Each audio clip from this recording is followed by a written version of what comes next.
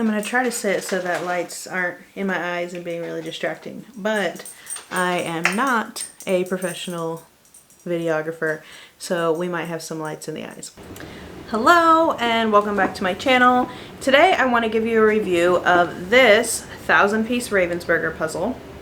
If you saw my last video where my cats helped me do my puzzles, you've already seen some of the progress on this puzzle. But I wanted to give a full review on the puzzle itself. This puzzle is called Bicycles in Amsterdam, and it actually took me over a year to start this puzzle. Let's go back. So about a year ago, last summer, I joined a puzzle swap group. And in this group, normally you put a puzzle in the mail, you send it off to somebody, and they will return a puzzle that you've requested to you. Well, they also have puzzle swaps sometimes, where a bunch of people will get together and swap puzzles in person. Now, I didn't think I would be able to go to a puzzle swap because I actually live in a really far away part of Texas that not a lot of people live in, and it was going to take me about 8 hours to get to one of the larger cities where puzzle swap meets happen. Well, there was someone who reached out who also lives pretty far away from the normal puzzle swap locations, and she asked me if I would like to join her and some other people at their local library and do a puzzle swap. And I'm also really sorry if you can hear a lot of noise. There's some thunder, and my dog is kind of also, she's not very happy about the thunder, so she's like panicking in the closet right now, and then coming out and sitting in my lap, and then panicking in the closet. So hopefully the thunderstorm doesn't scare her too much, but I think she's finding a little hideaway to keep herself calm. So if you hear any sounds, it's my dog trying to make herself happy in a little hidey hole. So anyway, the puzzle, when I went to the puzzle swap, there were maybe 5 or 6 other people who went all together, and we just laid out all of our puzzles across all of the tables, and I had never seen so many puzzles in my life, so I was really excited. And some of them were official puzzle swap puzzles where we've marked them up and they're part of the puzzle group, but other puzzles people had just brought and had them out, you know, as a free-for-all basically. And I looked through the puzzles and it was hard to decide because there were probably over 200 puzzles there that were, you know, for the taking. I was one of the last people to arrive, and so I had my pick of all the puzzles. Anyway, I can get into puzzle swaps later. That is a big topic. But what I want to talk about today is the Bicycles in Amsterdam Ravensburger puzzle. So when I got this puzzle, a big part of why I actually picked it up is because it's a Ravensburger puzzle. At the time, I was just starting to get into the puzzle world. I'm still not very far in. I work a different job during the year, and I have summer to spend puzzling usually. And so I was spending a lot of time puzzling, and I was, you know, researching puzzles, and I was hearing a lot about Ravensburger at the time. And I saw this puzzle there, and I picked it up mainly because it was a Ravensburger. Another thing is I really like bicycles, and I like bicycle art, so I picked that up.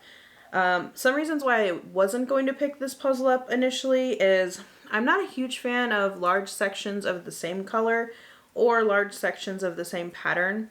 A big reason why I like to do puzzles is I like when it's sort of a seek and find. So if the puzzle has a lot of details that are small details, for example, there's another person who often has art, I think it's Jan van Hersteren. I'm probably pronouncing that wrong, I do apologize. But her puzzles have a lot of different people on the puzzles doing a lot of different activities, and they're really small people. Kind of like a Where's Waldo book. So when you're doing the puzzle, there's often a lot of details that you won't notice until you're looking through the pieces. And so I actually like to pick up a piece and see that piece and see an aspect on it, and then actually look at the box and search for where in the puzzle that piece would go. Some people, you know, say looking at the box is cheating and different things, but I like puzzles that are kind of a seek and find, and so I like to look at the box, and it's almost like 2 activities in one for me. It's seek and find and then make the puzzle. But this puzzle, as you see, is not like that. It's one big image, which is fine. It did have the bicycles, but it did have a lot of sections that I thought would just be the same. If you look closely, there's flowers, but there's flowers on either side and they look the same. This part here seemed kind of boring to me. It's a lot of leaves with sky coming through them, so I thought that would be a lot of just the same pattern. There's a section of blue sky, but I figured there were enough sections of different areas that I might enjoy this puzzle. But because I was not very interested in the picture itself, that's why it took me so long to actually do this puzzle. I started out by sorting the puzzle into sections that stood out to me. In this one I had edges, bright yellow sun, flowers, bicycle, and the section with the tree that had the sky coming through it.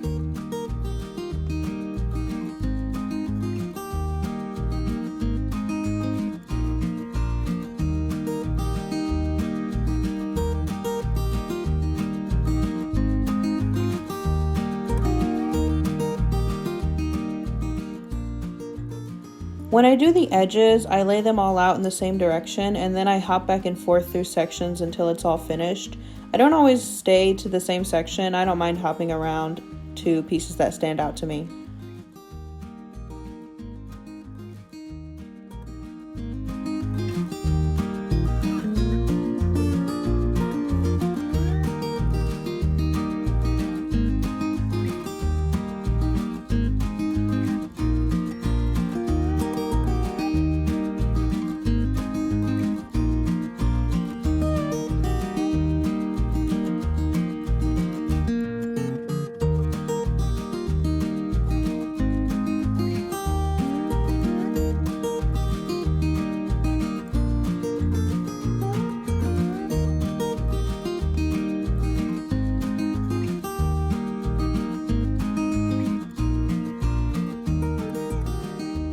When I started working on the sun section, I initially didn't study the cover of the puzzle box very much, so I didn't realize there was a reflection in the water below. I was getting pretty confused about why the pieces weren't fitting together, but eventually I glanced at the box and realized what it was supposed to look like.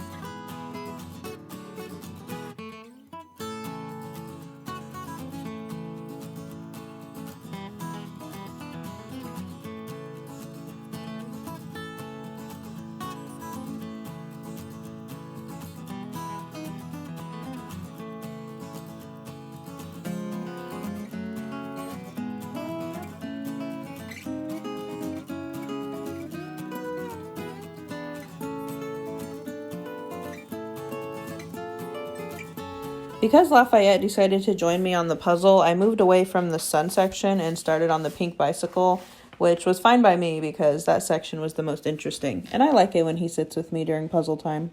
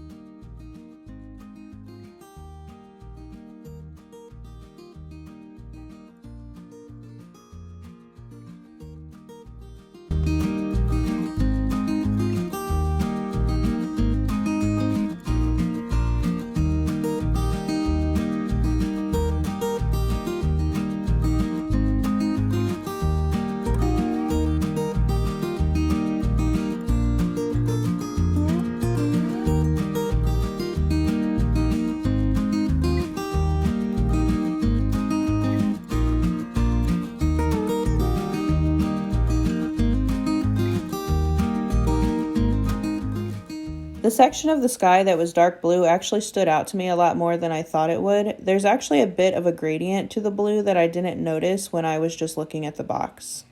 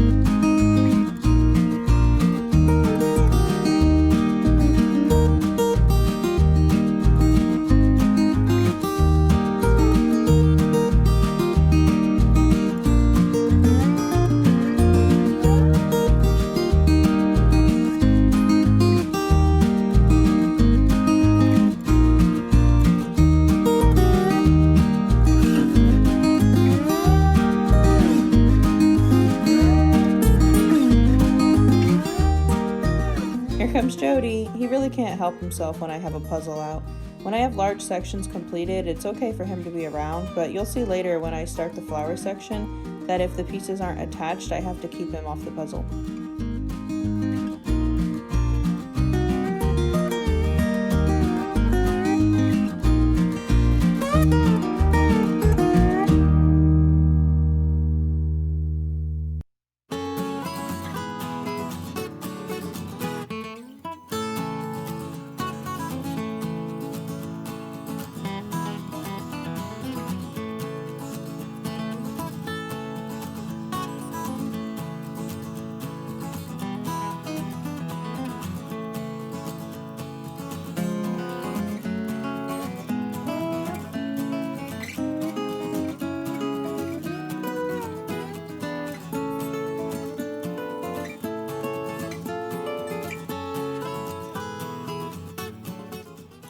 The flower section was probably the hardest part. I ended up leaving it one night and going back to it the next day.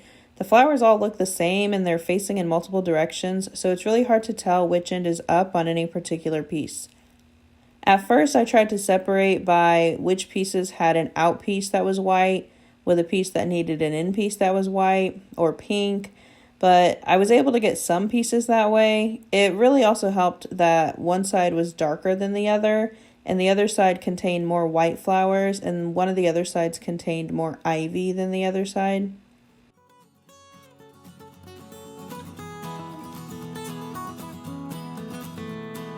Here's an example of me trying to keep Jody off of the puzzle when that's all he really wants to do.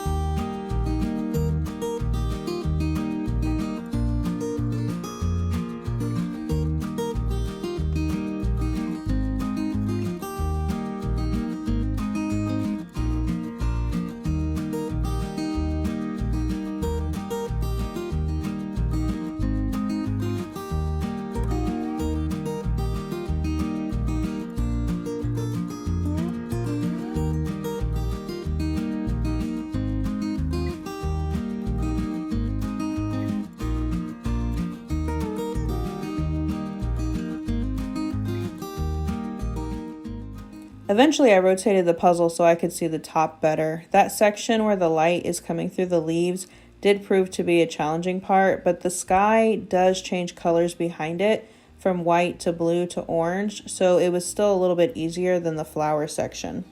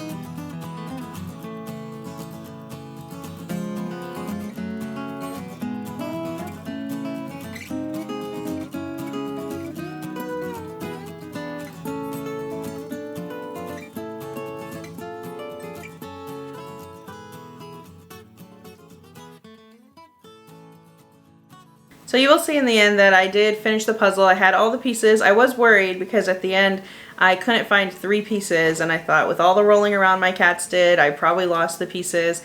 And since I didn't open the box fresh, it was a swap. I don't even know if the pieces were all there to begin with, but in the end I did have all the pieces. I really thought I lost the last piece, but I got on the floor and I looked and I found the very last piece, and I had all of the pieces. I think, I'm trying to remember now because it was last week that I did the puzzle and I just haven't taken it apart yet, but I think it took me 3 days to do the puzzle. I can't quite remember because I was working at the time, and so I would work some day. It's been, you guys know, since we've been in this quarantine time, days kind of are mixing together. But it did take me a few days to do the puzzle. I would work on it, you know, after work and in the evening, and, you know, I would just work on it until it was done. And I liked it and I enjoyed it, and I would suggest it to people who like, you know, bicycle puzzles and picture puzzles.